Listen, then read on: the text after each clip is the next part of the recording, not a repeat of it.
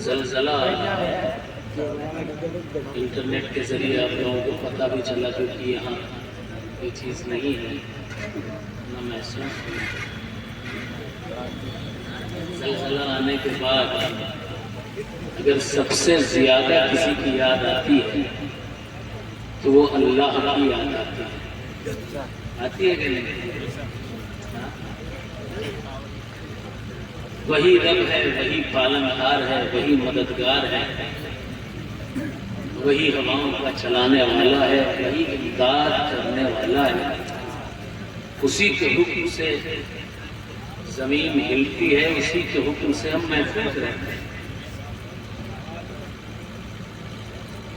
لیکن میں دیکھ رہا ہوں پورے ہندوستان کا حال، مسلمانوں کا خصوصاً، کہ جس سے سب سے زیادہ محبت کرنی چاہیے، جس سے سب سے زیادہ ڈرنا چاہیے، جس کا ذکر سب سے زیادہ کرنا چاہیے، اس کا ذکر کم کر کے دوسروں کا تذکرہ زیادہ ہوتا ہے، اس کا نعرہ کم لگا کے دوسروں کا نعرہ زیادہ لگایا جاتا ہے۔ یہاں تک کہ آج ہماری قوم اس قدر سوال پذیر ہو چکی ہے، ذہنی مال خلیہ کہا جائے اس کا شکار ہو چکی ہے۔ اللہ کے لیے لڑنا چاہیے، الحب للہ حدیث میں آیا ہے، محبت اللہ کے لیے، والبغض للہ، نفرت صرف اللہ تبارک و تعالیٰ کی۔ لیکن آج نفرت اور محبت کا معیار ہم نے اپنے اپنے پیروں کو بنا رکھا ہے۔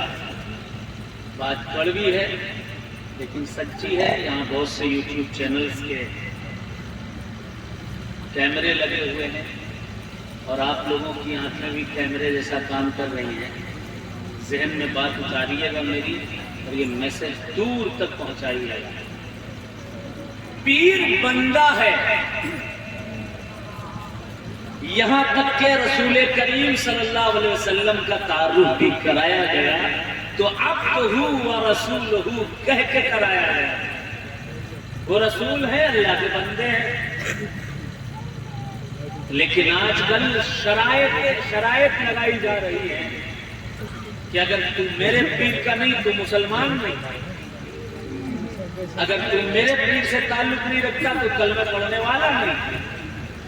ابے وہ پیر ہے، خدا تھوڑی میں پیر ہے، رسول اللہ کو لینا ہے۔ لیکن آج مشائخ کو، پیروں کو، علماء کو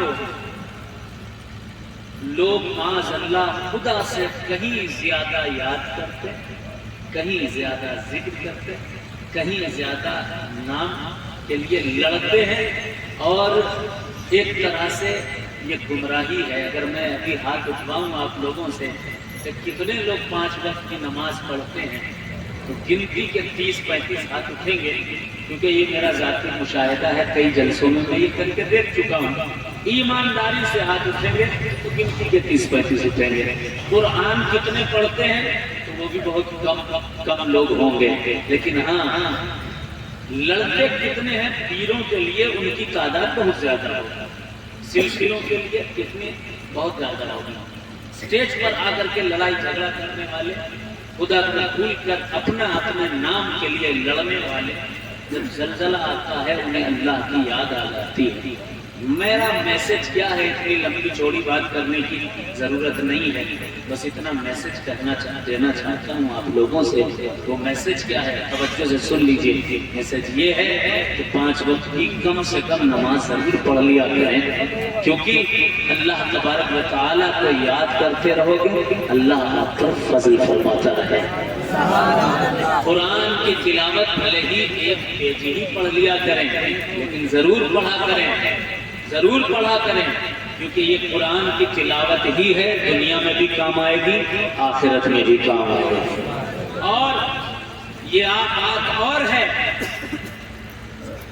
میں یہ نہیں کہہ رہا ہوں کہ اولیاء اور پیروں کی کوئی حیثیت نہیں ہوتی، ہوتی ہے، لیکن کس کی ہوتی ہے وہ میں وضاحت کر دوں، پھر نئی نعت پڑھوں گا۔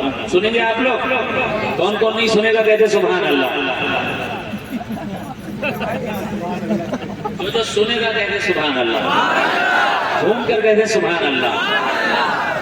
ہم محفوظ ہو سکتے ہیں لیکن کس کے سکتے میں، ہم بچ سکتے ہیں لیکن کس کے ہماری حفاظت ہو سکتی ہے کس کے صدقے میں؟ میں حدیث پڑھوں گا حضور کی، آقا ارشاد فرماتے ہیں النجوم امان لأہل السماء واہل بیتی امان لأہل الارض، یہ آسمان والے ہیں، آسمان کی مخلوق اس لیے بچی ہوئی ہیں کیونکہ ان کے پاس ستارے موجود ہیں، اور اے زمین والوں تم اس لیے بچے ہوئے ہو کیونکہ تمہارے پاس آل رسول موجود ہیں، سید موجود ہیں۔ نعرہ تکبیر، نعرہ رسالہ، عظمت اہل بیت، عظمت اہل بیت، نعرہ حیدری، نعرہ رسالہ۔ ماشاءاللہ، ٹھیک ہے، بات سمجھ میں آئی؟ انشاءاللہ نماز پڑھیں گے، ہاتھ اٹھائیں جس نے ارادہ کیا ہے، اور یہ ہاتھ ایک سید کے سامنے، بلکہ سیدوں کے سامنے پیر طریقت تشریف فرما ہے، سید الانبار میں صاحب تشریف فرما ہے، ان کے سامنے وعدہ کیا ہے ہمارے آپ کے لیے، اپنے فائدے کے لیے، اپنی آخرت کے فائدے کے لیے نماز ضرور پڑھیے۔ میں نعت کا مطلب پیش کرتا ہوں، سنیں گے؟